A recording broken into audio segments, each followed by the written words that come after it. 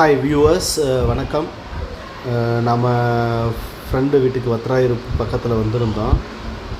அங்கே ஒரு குட்டியாக ஒரு மலையை பார்த்தோம். நம்ம வீட்டுக்கு பக்கத்துலேயே மாடியிலேருந்து பார்த்தப்போ இந்த மலைக்கு மேலே போகணுன்னு எல்லாருக்குமே ஒரு ஆசை. ரதி, ரனு, அப்புறம் சின்ன பசங்க எல்லோரும் போகணுன்னு ஒரு ஆசை.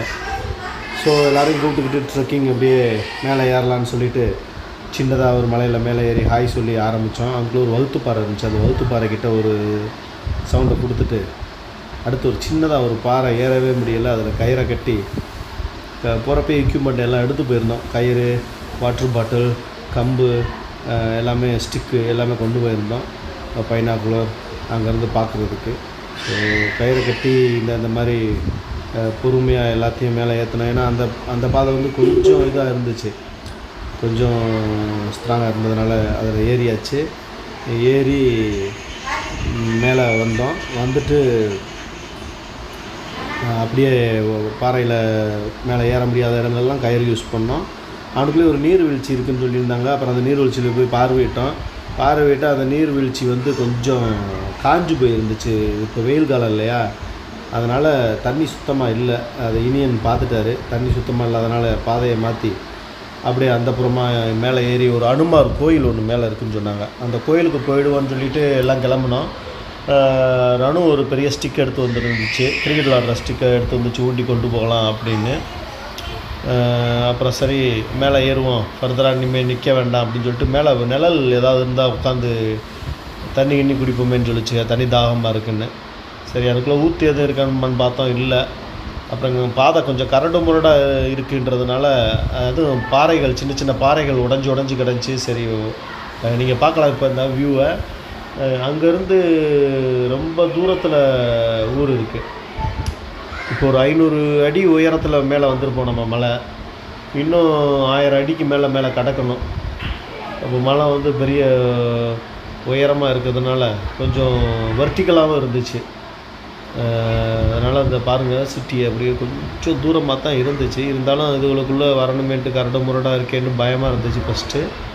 அப்புறம் நான் மேலே ஃபஸ்ட்டு போய் பார்த்துட்டு இடம் சேஃபாக தான் இருக்குதுன்னு சொல்ல விட்டியும் அடுத்து ருத்து, இனியன் எல்லோரும் ஏற ஆரம்பிச்சிட்டாங்க.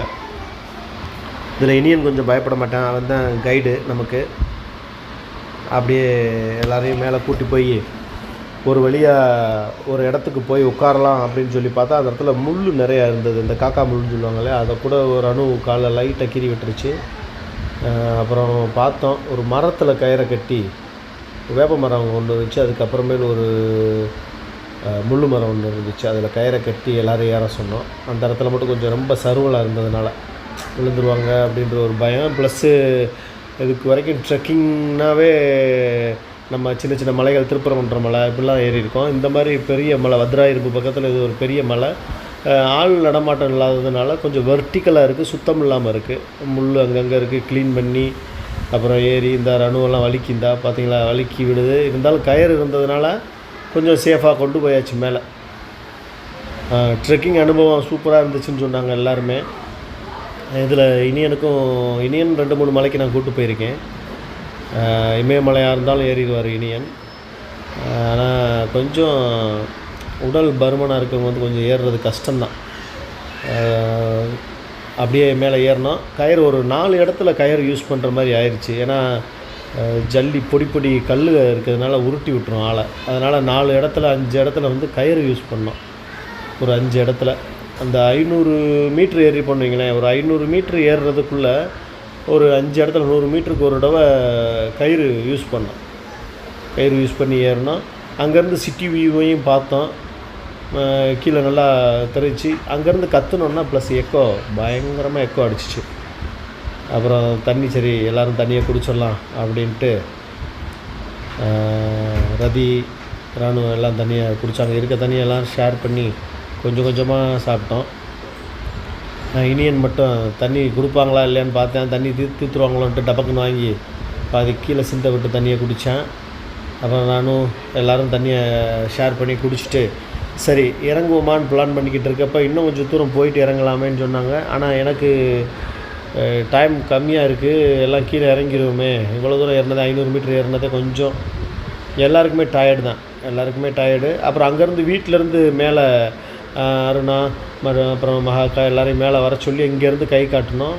தெரியல, ஆனால் அவங்க ஃபோனில் கான்டாக்ட் பண்ணி எங்கே வர்றாங்கன்ற உருவம் மட்டும் தெரிஞ்சிச்சு. நம்ம இங்கே நிற்கிறது வந்து சும்மா எறும்பு மாதிரி கலர் கலராக தெரியுதுன்னு சொன்னாங்க. ஸோ ஒரு சின்ன பாலித்தீன் கவர் நிற்கிற மாதிரி தெரியுது, ஆனால் ஆள் அடையாளம் தரலன்னு சொன்னாங்க. சரின்ட்டு திரும்ப இறங்குறப்பையும் அதே மெத்தடு தான், கயிறை பிடிச்சி தான் இறக்கணும். ஏன்னா வாரி விட்டுரும், வலிக்கு விழுந்துருவாங்கன்ற ஒரு பயம்தான், வேறு ஒன்றும் இல்லை. அப்புறம் கயிறை பிடிச்சி இறங்கி கயிறு எங்கே ரெடி பண்ணோம்னா, வர்றப்ப எனக்கு தெரியும் இந்த மாதிரி இடங்கள் நிறையா இருக்குன்ட்டு, வர்றப்போ ஒருத்தவங்க மாட்டு பண்ணையில் பெரிய கயிறு ஒன்று வச்சுருந்தாங்க. எடுத்துகிட்டு வந்துட்டோம். திரும்ப போகிறப்ப கொடுத்துட்டு போயிட்டோம், சொல்லாமலே எடுத்து வந்தாச்சு. அப்புறம் போகிறப்ப திரும்ப சொல்லி அந்த மாதிரி எடுத்து போயிருந்தோம், ஆள் பார்த்தோம் இல்லைன்னு கொடுத்துட்டு, அந்த கயிறு இல்லைன்னா நாங்கள் மலையை ஏறி இருக்க முடியாது. ஆமாம், இந்த மலையில் யாரும் ஏறுறது கஷ்டம்தான்ப்பா, சின்ன பிள்ளைலாம் கூப்பிட்டு போய் நீங்கள் ஏறிட்டு வந்துட்டிங்களே அப்படின்னாங்க. மேலேருந்து சத்தம் கட்டுச்சு அப்படின்னாங்க. சரி, எல்லாருக்கும் பசி, அப்படியே இறங்கி நேராக ரோட்டுக்கு வந்தோம். ரோட்டில் பார்த்தா கூழு கடை. அப்படியே ஒரு அக்கா அருமையாக கூழு செஞ்சு, கம்பங்கூழு செஞ்சு வச்சுருந்தாங்க. உட்காந்துட்டாங்க, இது கூழ் வேணும், கூழை குடிச்சு தான் நகர்வோன்னுருச்சுங்க. சரின்ட்டு ஸ்நாக்ஸோடு அப்படியே அப்பளம், இனி கூழ் குடிக்கிறானோ இல்லையோ அப்பளத்தை நல்லா ஆட்டையை போட்டுருன்ட்டு வந்து உட்காந்துட்டேன். ஒரு 10 அப்பளம் 15 அப்பளம் சாப்பிட்ருப்பேன். கூழுக்கு ஒரு கிளாஸ் கூழ் கூட குடிக்கல. சரின்ட்டு எல்லாம் ரெடி ஆனோம் கூழ் குடிக்கிறதுக்கு. கூழும் வந்துருச்சு. எல்லாம் செம்பில் கூழை வாங்கிக்கிட்டு அப்படியே ஸ்நாக்ஸை எடுத்து வச்சுக்கிட்டு அப்படியே சாப்பிட ஆரம்பித்தோம். எல்லாம் கூழை ஒரு வழியாக முடிச்சுட்டு சரி கிளம்பலாம் அப்படின்ட்டு நானும் கூழ் சாப்பிட்டேன். கூழ் உண்மையிலே அருமையாக இருந்துச்சு. அந்த அக்கா வந்து ஹோம்மேடு, அவங்களே தயார் பண்ண கூழ். அதுக்கு சைடிஷ் வந்து சூப்பராக ரெடி பண்ணியிருந்தாங்க. கத்திரிக்காய் கூட்டு, அப்பளம், பச்சை மிளகாய் வறுவல், இப்படி. ஸோ எடுத்துகிட்டு ஒரு செல்ஃபியை போட்டுட்டு அப்படியே வந்தாச்சு. நீங்களும் இந்த மாதிரி ட்ரெக்கிங் அனுபவம் இருந்தால் சொல்லுங்கள், இல்லை மேலே போய் அனுபவிக்கிறதா இருந்தால் இங்கே வத்ரா இருப்புவாங்க. நன்றி, வணக்கம், see you soon guys.